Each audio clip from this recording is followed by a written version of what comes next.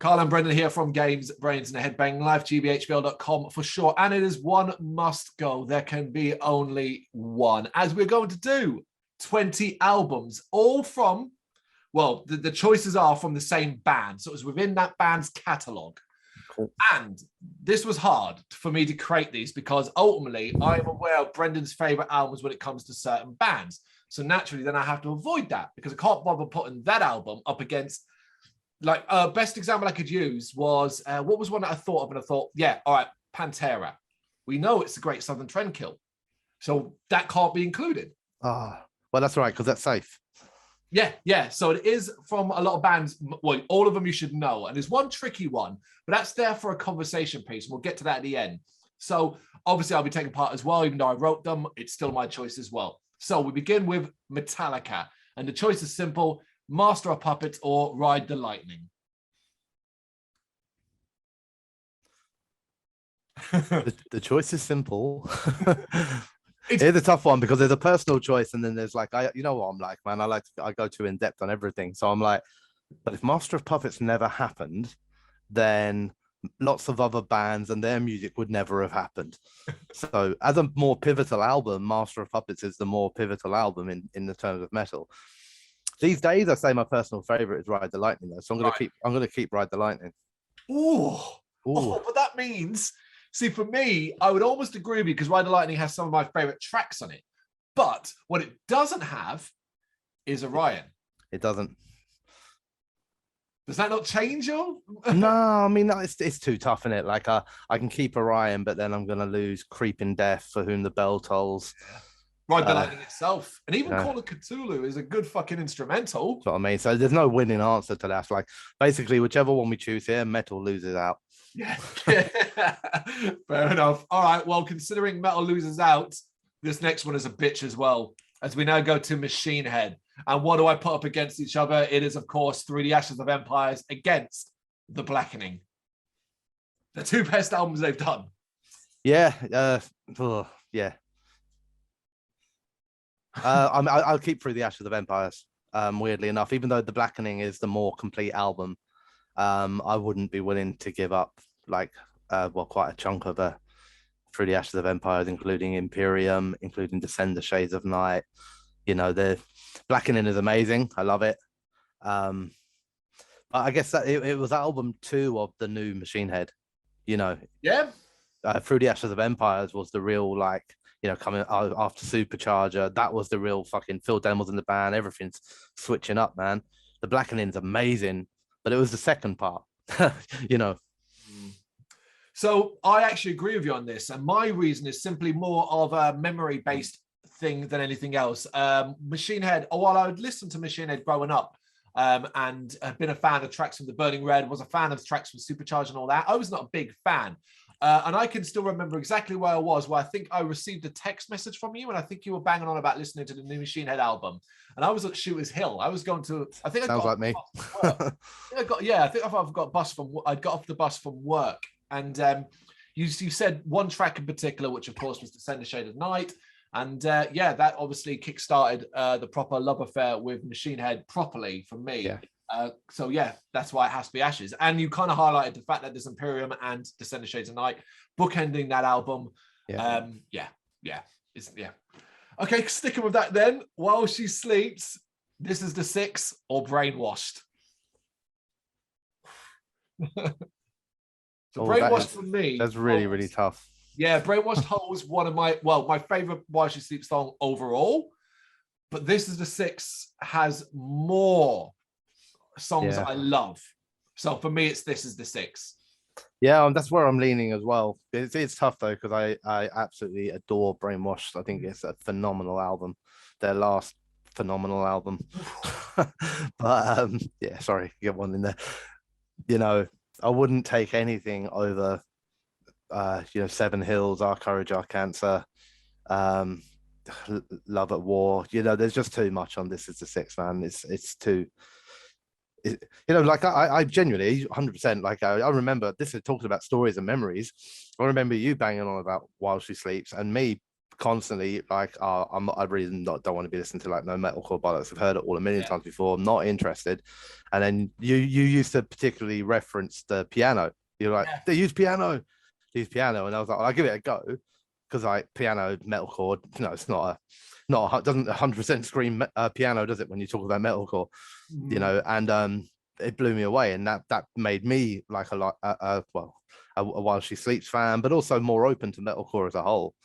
Brainwashed wouldn't have mattered to me at all if This Is the Six hadn't happened. Yeah, I probably wouldn't have even listened to it, weirdly enough. It would have been a mistake on my part, but the truth of it is I wasn't interested in metalcore until This Is the Six. So that's a hell of an impactful album. You already mentioned as well that This Is the Six holds my favorite While She Sleeps songs on it. It's Love at War, which I've still not heard live. Okay, now this is an interesting one because it's going to test your memory skills more than anything else. And this, you've got Google open at the moment. Turasas, battle metal or stand up and fight? Brrraaains Way, can I have that? There's a reason why. I'll explain my reason for stand up and fight. Stand up and fight was chosen instead of Brrraaains Way. I chose battle metal stand up and fight because I think both have arguably the strongest endings of Turasas albums. So with battle metal, you get Prologue for RRR and Reggie Rebellious, which is simply stunning. But for me, stand up and fight has End of an Empire and The Bosphorus Freezes Over, which is the best closing segment Turasas have ever done. Yeah, I agree with you. It is a really tough one again, though, because I do really, really enjoy battle metal. Yep. I mean, just looking at the track list now, to be honest with you, and it's like, it just makes it tougher. I shouldn't have looked. I'm like, one more, Midnight Sunrise, The Messenger. Yeah. But I mean, like you said, the end of a stand up and fight, not only the best ending segment, but also the best Turasas songs, I believe. 100%. I'm 100% confident of that. I don't think there's anything that touches End of an Empire that they've done, and they've done some amazing songs. Yeah, there you go. All right, this one should be easy. I think you'll almost know it, decide it off the straight of your head. But it's Slipknot, and the choice is simply between self-titled Slipknot album or Iowa. Well, my favorite is Iowa. My favorite album is Iowa. It depends where you kind of go on, I guess, don't you? Because then you start going down this whole route. But if they hadn't have done that debut, and there was a long time before Iowa came out where that debut was getting fucking spun regularly. I was listening to that over and over and over again. I think I'm gonna go for the debut. I still love it. I still think it's a great album. I mean, if I had the choice now, someone's putting an album in front of me going, you have to play one of these right now, I'd be playing Iowa. Yeah. But I do love that debut. Yeah, it's that for me as well. As much as Iowa was my favorite Slipknot album, Slipknot is the one that I probably, if someone actually put them in front of me, I'd probably be more game for listening to Slipknot, because it's more, don't want to use the word fun, but it's more fun. More fun. Yeah, like it's more, because obviously Iowa famously dark time, dark period, Slipknot and all that kind of thing. That comes across in a lot of the tracks, whereas Slipknot is just sometimes aggression for the sake of aggression. Yeah. And that can be sometimes entertaining. I don't know. Max Era Sepultura, Chaos AD or Arise? I think Arise. That's not actually that tough. Yeah, I think Arise is an album I've really, really always liked for Sepultura. Yeah, possibly my favorite album. I really enjoy Chaos AD as well, but I don't. I'm just trying to think whether I think overall I'd probably go for Arise. Incredible! I didn't expect that, because for me, like, it's easy because Chaos AD holds Territory. Yeah, and Territory is just an absolute beast of a track. Yeah, but no, I agree. I mean, I don't really want to get rid of either album, but I'd probably keep Arise. Oh, fair enough. Okay, we're to the Offspring now, and obviously I can't smash go up against anything, because that's an easy one. So I went for the two popular earlier albums, Americana or Ixnay on the Hombre. Now, bear in mind, we did a track by track for Ixnay on the Hombre, and it wasn't as clear cut then at the time. So no. I mean, the reality of it is right. I've got no problem with the Offspring. Genuinely don't. Don't class myself as a massive Offspring fan, although most of their early albums relatively well. Not so much with anything in the last 10, 15 years, but up to that point. And purely because I don't really want to lose Gone Away, I'm going to keep Ixnay on the Hombre, because while I do think that album as a whole isn't necessarily strong all the way through, in fact, not even like an awful lot of it, Americana has a lot of fun cheese on it. Yep. And I wouldn't ever keep kind of fun cheese over the serious beauty of Gone Away. It's interesting that you described it like that way, because that is the exact reason I'd keep Americana. Because while Gone Away is an incredible song and the highlight of Ixnay and the Hombre, overall Americana, song-wise, just delivers more enjoyment across the whole album for the fun aspect, the summery stuff. But there are some bangers on it. I love songs like Staring at the Sun. She's Got Issues, even things like Walla Walla, and obviously Hell. If you don't smile and tap your foot to Why Don't You Get a Job, there's probably something wrong with you. The only thing that stops me.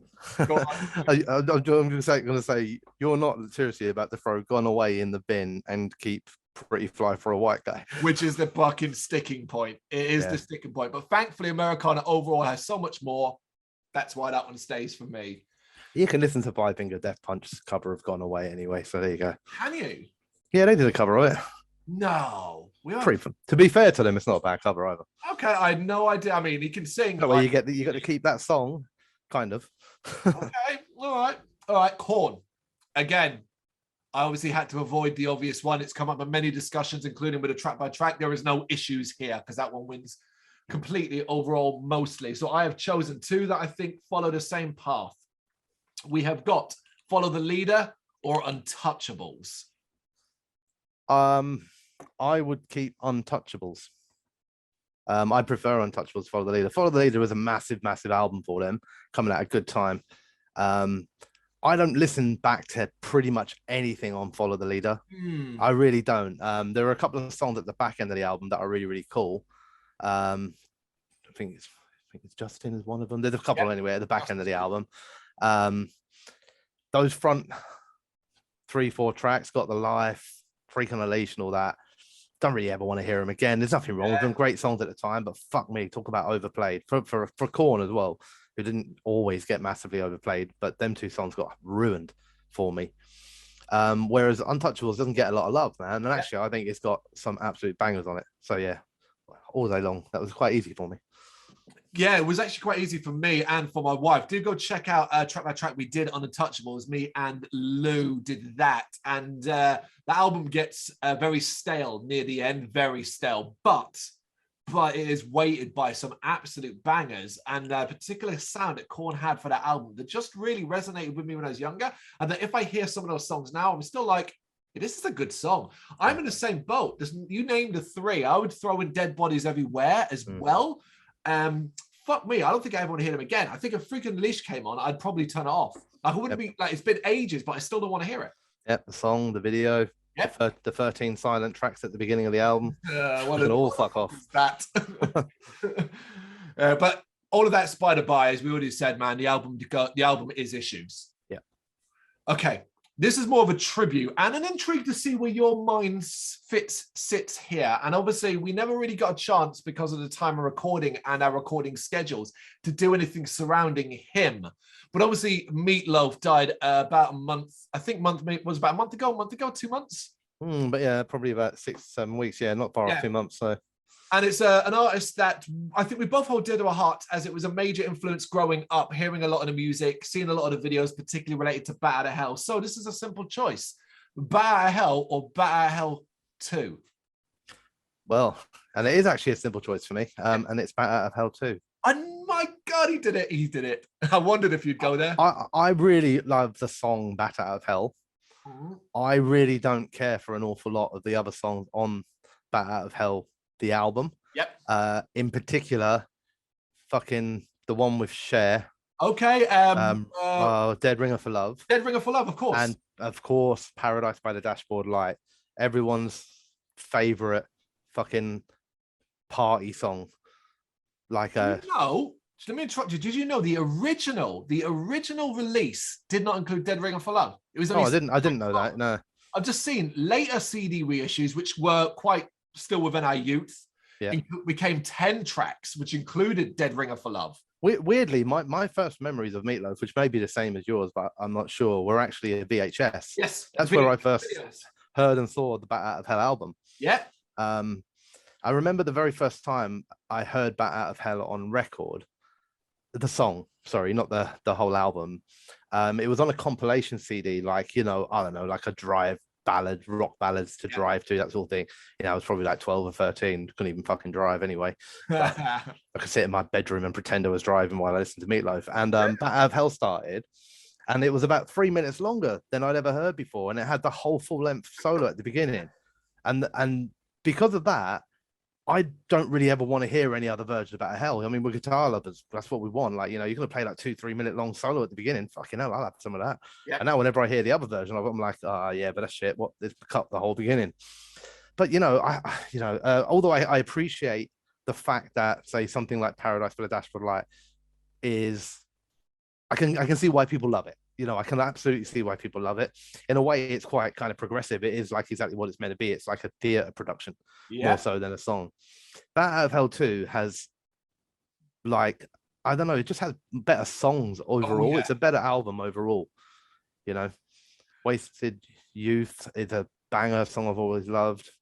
Even the ones that get like the memes and all that, Objects in a Rearview Mirror may appear closer than there are and all that sort of stuff. So, yeah. I'm glad you said that. In fact, what you said, I second everything. My choice would be Bat Out of Hell 2. And I'm going to remind people, because it's easy to forget, these are the tracks from both and why I think this, right? So the original, Brendan said, I love that you mentioned that. The Bat Out of Hell, the long version, the 9+ minutes version, is the only version that should ever be played. But you also can get stuck hearing a radio edit of Paradise by the Dashboard Light, which cuts out the baseball game sex period, which you can say is irrelevant anyway, but the extension of that period of that song makes the comeback in, to stop right there before we go any further, more impactful. So stop with these radio edits. But yeah, Bat Out of Hell, you took the words right out of my mouth, Hot Summer Night, which is a song I just think's okay. Doesn't do much for me. Heaven Can Wait. It's a nice ballad, but nothing else. All revved up with No Place to Go. I barely remember that track. Yeah, same. I don't really have any memory of it. 2 out of 3 ain't bad. Yep, it's a banger. Paradise by the Dashboard Light, of course. And For Crying Out Loud. What? Oh, yeah, see, I genuinely thought Paradise by the Dashboard Light was the final song on the album. So there you go. No, and then later versions included a live intro, a live version of Bat Out of Hell, and Dead Ringer for Love. And Dead Ringer for Love, it's catchy, it's memorable. Cher's a great singer, but it's one of those I can do without hearing. Bat Out of Hell 2. I'd do anything for love, but I won't do that. Okay, I'm not a big fan of this song. I think it's too long, but fuck me, is that an epic? I mean, that is huge. It started off years of cultural conversation about what it is he won't do. Yes. What is she asking him to do? The filthy mare. Let me get his Life as a Lemon. I Want My Money Back. And that is a tune. Rock and Roll Dreams Come True. A nice soft ballad that's got a good melody. It Just Won't Quit, Out of the Frying Pan into the Fire. And my favorite Meatloaf song to date comes next. It's Objects in the Rearview Mirror May Appear Closer Than They Are. I think his voice in that is simply the best. And I also love the piano, the hard piano keys that come in that one. Wasted Youth follows that track. How good is that little series? Everything Louder Than Everything Else. Good Girls Go to Heaven, Bad Girls Go Everywhere. Back in the Hell, the instrumental, and Lost Boys and Golden Girls. You get more bang for your buck. I agree. I think the second one's a superior album, songwriting-wise. Yeah, absolutely. Yeah. Now there's our tribute to Meatloaf. Great artist. Going to be well missed. Fear Factory. Demanufacture or obsolete? Which one do I keep? Which one do you keep? Which one are you getting rid of? Yeah. Fucking hell. It's one of those weird ones, isn't it? Because like instantly my head goes, well, Demanufacture, obviously I'm keeping that. And then I start listening to songs on Obsolete. Yes. I'm going to keep Obsolete. I'm going to keep, no. I was about to say I'm going to keep Obsolete because of like memories that I had of it, man. And obviously it's got like a couple of my favorite ever Fear Factory songs on it, like Resurrection, Nil Nil Where Evil Dwells, Edge Crusher itself is a banger. Yeah. The song Obsolete, Yeah, there's a lot. It's a stacked album, to be fair. They both are though. Yep. And then I was like, yeah, but like, do you know, like that's just for like, right. So we're going back to like teenage years, yeah. So we all did this sort of stuff, right? I can remember myself working down at the fruit factory on the weekend, and then out the back of it, like, was a little smoking area, like where you kind of go out and like, you know, the cool guys would kind of have their lunch breaks and that. Oh yeah, yeah. And there's a wooden bench, and the people used to like carve their names on it, and I used to carve like lines out of a demanufacture, like filled with pain, a bruised and darkened soul, and stuff like this, man. That was like, you know, like what you used to kind of do at school, but I was doing it like on a bench at work. Yeah. So like that's the problem I got with this. So like both of them are so impactful on me that both of them happened at a time where like they both had insane memories for me. So I still have to choose though. I'm gonna keep. This is the hardest one I've ever done. I'm gonna keep Demanufacture for being the first memory. I mean, that's a totally great reason. Mine's more simple, and you actually listed every reason why I keep Obsolete. You listed some of not just my favorite Fear Factory songs, but no, probably my top. If there was a top ranking of Fear Factory songs, those songs are in that top 5, that top 10 for sure. Yeah. So it's that really. Okay, Emperor. Anthems to the Wilken Dusk or In the Nightside Eclipse? Well, there ain't many to choose from with an Emperor collection, is there? Put the two big ones against each other. Yeah. For me personally, I'd keep In the Nightside Eclipse. Although I think, you know, they're both amazing albums, but personal choice, I've always preferred In the Nightside Eclipse. So I think it's the more complete Emperor album. Yeah. Agreed. But, you know, with 3 albums, man, let's not chuck one of them away. No, yeah. Okay, I think I already know the answer to this one, because I know what my answer is. I'm 99% sure, but it was the only two I could put against each other. We're going to Down for Nola or 2, A Busolinia Hedgerow. For me, Nola. Ah. Although it's a close one. Okay. I think Nola's got the best. It's a better album. I love both albums. I really do. You know, they are Down's best work by a long shot, to be honest with you. Like, I know they haven't done an awful lot of work after that, but they are like both head and shoulders above any of the EPs or anything they did after that. But yeah, so I think Nola for me. So for me, it's 2, A Bustle, and it's mainly down to personal songs more than anything else. Some of my favorite songs exist in this: Life's a Great Funeral Procession, Ghosts Along the Mississippi, Beautifully Depressed, and the song that kind of got me into Down, New Orleans is a Dying Whore, which is just, I love that chunky fucking beat. Yeah, but you know, Temptations, Wings, Lifer. Not only that, Bury Me in Smoke, my favorite ever Down songs on Nola. I'd argue that the argument for Nola is that Bustle has a couple of tracks that it probably could be trimmed down. It's 15 tracks long, and there are a couple you could easily say snip that off, whereas Nola is a bit more, is tighter and a bit more complete. So it's just a little, you know. Plus, my wife ruined Temptations Wings for me with misheard lyrics. Yeah, I couldn't lose Nola. I mean, genuinely, actually, my two favorite Down songs are on that album, which are Stone the Crow and Bury Me in Smoke. So they are, yeah, it is. It's great fucking songs. You said it as well already. They haven't done anything as good as those 2 albums ever. No. Okay, Devil Driver, and this time we're doing The Last Kind Words or Pray for Villains.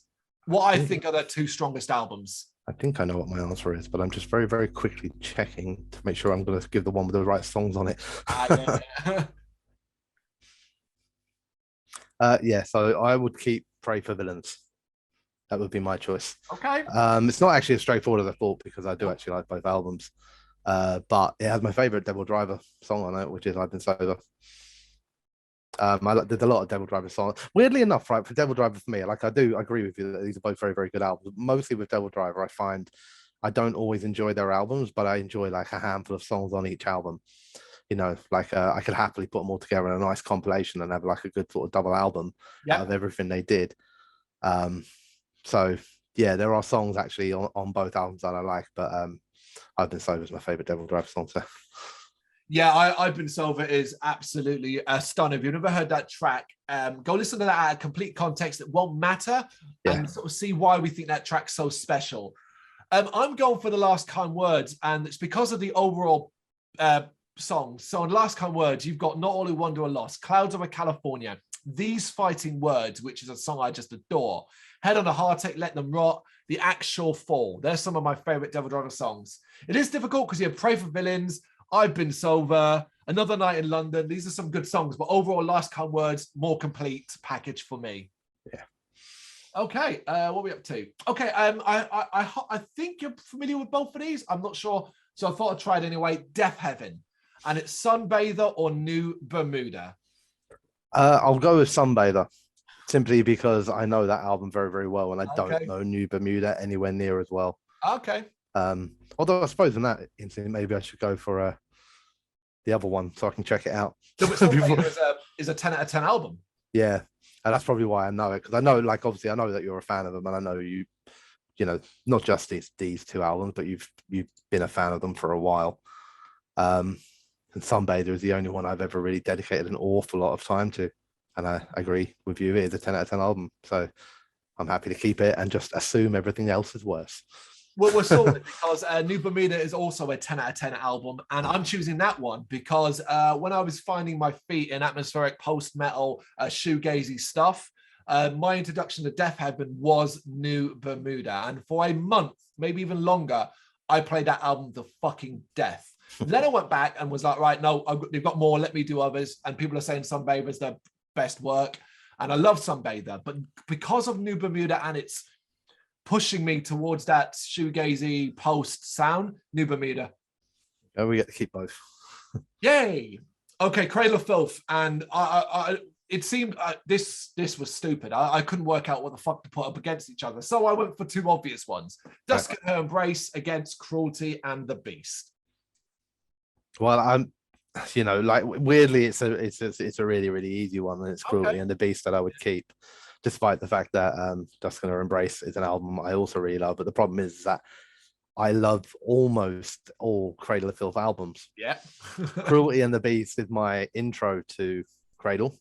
Mm-hmm. My not favorite, because it's, to be, they have such a large catalog, it's difficult. You know, my favorites move.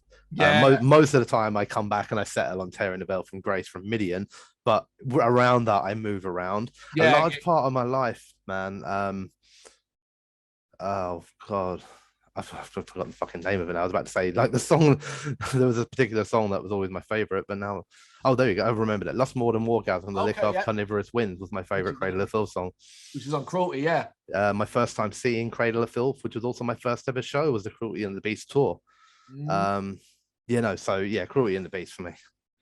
Same. It's the overall package for me as well. Some of my favorite Cradle songs exist there as well, and it does have Bathory Araya on it, which is just wow, you know. Yeah. Okay, 5 more. Blind Guardian. Probably really easy, but it's the two biggest ones to put up against each other, and I've gone for Imaginations from the Other Side or Nightfall in Middle Earth. Easy for me. Nightfall in Middle Earth, absolutely stunning. It's what got me into Blind Guardian. Although Imaginations from the Other Side has a collection of tracks that I adore as well. Yeah, that's the problem. My first instinct was instantly as well to jump on Nightfall in Middle Earth. Yeah. But I think I'm going to go with Imaginations from the Other Side, weirdly enough. More for a couple of other songs though. Mordred's song, Another Holy War, and The Story Ends. Yep. With And The Story Ends in particular being up there in my top 3 or 4 favorite all-time Blind Guardian songs. Yeah. And also you've already picked Nightfall, so that way I know I ain't going anywhere. No, but yeah, I mean, it is a close one because, you know, it's Blind Guardian, man. You don't really want to ever lose anything by them. But yeah, I think it's painful to say because I know what I'm cutting out by not choosing Nightfall and the song Nightfall for a fucking start. But yeah, mirror. But yeah. Okay, let's see how you do with this next one then, because this is specifically aimed at you, more you than me. We've got Avatar, and we're choosing between Hail the Apocalypse or Feathers and Flesh. Then take half and half. Half and half. Yeah. Does that work? I actually thought about doing 3 here because I was going to put a third against it, but it seemed a bit unfair then because it would be basically 3 of that earliest and best work. Yeah. Right, let me have a think. So I know it is tough, but I'm gonna keep Hail the Apocalypse. Mm-hmm. I very, very much oh fuck me. Now I can't, can I? But my favorite of Avatar is on. This is really annoying, this one, right? Because there are songs that, I mean, I love both of these albums. I think they're both very, very strong albums. But I think Hail the Apocalypse is a stronger album. But Hail the Apocalypse does not have Regret, followed by House of Eternal Hunt, followed by The Eagle Has Landed. Yep. But then it does have like the opening song, Hail the Apocalypse. I'm gonna have to keep Feather Than Flesh, because there's no way in the world I'm getting rid of House of Eternal Hunt. I'm going to then keep Hail the Apocalypse, because overall I think I enjoy Hail the Apocalypse all the way through more than anything else. Hell, I don't even mind a Nirvana cover. Something in the way. Pantera, I did mention them at the start. So, up against each other is Cowboys from Hell or Far Beyond Driven. Oh, okay. Didn't see that coming. I thought you were going to do Vulgar Display of Power and Cowboys from Hell. Because Vulgar Display of Power has songs on it that you would consider overplayed. Yeah, it's an interesting one because, like, although Pantera four, well, obviously there's more that 4 albums. To me, like 4 massive albums, and then the kind of ending of them and the beginning of them both were different. Even in those 4 albums, they were 2 very different stages. Yeah, Cowboys from Hell and Vulgar Display of Power have a certain like production value, a cleanness to them, whereas Far Beyond Driven and Grace Up and Tranquil, where kind of almost back to raw, like let's get angry with this shit. Overall, my preferred album would be Cowboys from Hell, I think, which is tough because on Far Beyond Driven, it's got a couple of my favorite. Yeah. Becoming in particular. Becoming was now I'm doing that thing again, because Becoming was a huge song for me when I was younger. Well, the first fuck me. No, I'm keeping Far Beyond Driven. I'm keeping it. I haven't even got to this. I'm just thinking now, songs 5 Minutes Alone, I'm Broken. Yeah. Planet Caravan cover, which is also really fucking cool. One of the best Sabbath covers out there. Yeah, I agree. The first 4 tracks alone on Far Beyond Driven, you got Strength on Strength, Becoming, 5 Minutes Alone, I'm Broken, and that's enough there. But then later on, you got like Shedding Skin. Yeah. And of course, as I said, the clincher is the Planet Caravan cover. So for me, Far Beyond Driven, while Cowboys from Hell has an incredible set of songs, it had to be. Yeah. We've reached it. Right. So this one is more of a new thing more than anything else, because it's going to reference an album that came out this year and actually in the last 2 months. But I realized while driving into work yesterday morning, no, on my way home, sorry, not that it matters where the fuck I was when I was doing it, but I listened to this album in full for the first time since it came out all the way through. And I was like, oh my God, I gave this album 9 out of 10. And I was like, shit, should I have gone to 10 out of 10? This is arguably, well, this is this band's best work, but also this is so fucking good. But what I started wondering, I was like, why is no one ever really talking about it? And I was like, is it because it came out like a couple of weeks before Ghost? And Ghost came along and no one would shut up about Ghost's new album for a little period of time. They were everywhere and every bit of press and all that kind of thing. And it feels like, but now Ghost's gone, still no one's talking about this album. Are they gone? Well, the dust has settled on the album. Oh. No, they're not gone. No, they're not gone. But also, like this band, no one's talking about them being at festivals, which is driving me nuts because they really should be at several. And I know part of the problem why we're not getting any tour announcements is because they're already booked as a support band for a fairly large band, and that's caused a problem. But basically, I thought as well, I ain't really talked to Brendan about how I think this is the best thing this band's put out to date. And I wanted to see what he thinks. So the choice is Zealand Stranger Fruit, or the self-titled brand new album. So obviously I'm saying the self-titled new album. I love it. I absolutely adore it. I have listened to it and I do also really, really like it, but I haven't this year, I wouldn't say dedicated enough time to any proper release. Right. Just moving from one new release to the next, Mm-hmm. So for me, I'm going to stick with Stranger Fruit, but I kind of, it's almost because it's what I know. I am aware that the Zealand album's good, but I haven't dedicated enough time to it to know how good it is. Fair enough. That's fair enough. I mean, I 100% agree with you. You know, I do anyway. Like, they should be fucking playing everywhere. Everyone should be hearing them. Yeah, the gigs I'm talking about is they are supporting Meshuggah. And I feel like that's stopping them, that position. Obviously, you don't want to announce headline shows when you've got that big support slot. And in London, it's at the Royal Albert Hall. Meshuggah at the Royal Albert Hall. I can't even picture it. No, but I can absolutely picture Zeal and Ardor at the Royal Albert Hall. But support, there's a problem. Yeah.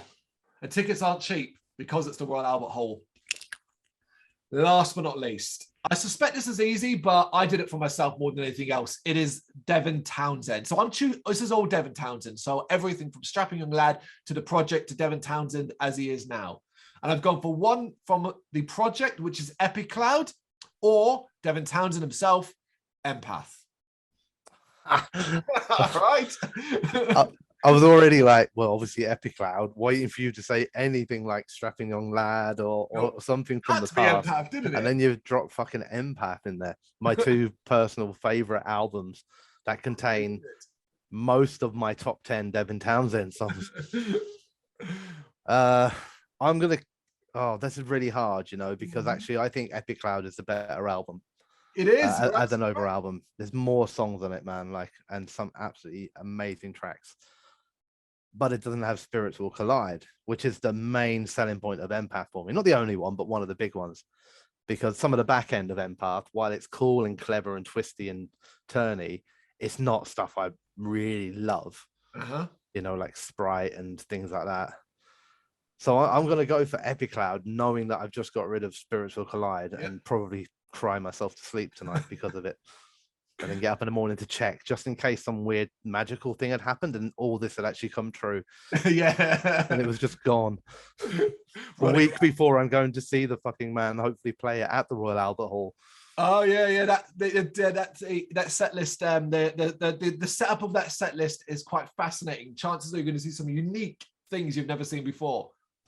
Yeah. It's going to be pretty cool. But now I'm worried that Devin's going to wake up tomorrow morning, look at his plan, set list for it, and there's just going to be gaps there, and he's going to be like, but I can't remember what was there, because it was just never knew that Empath happened. It'll be okay, because he'll fill those gaps with Epic Cloud, because of course Epic Cloud is the best thing the man has done. It is my choice. I will happily lose Spirits Will Collide and Empath overall for the block of brilliance that is Epic Cloud.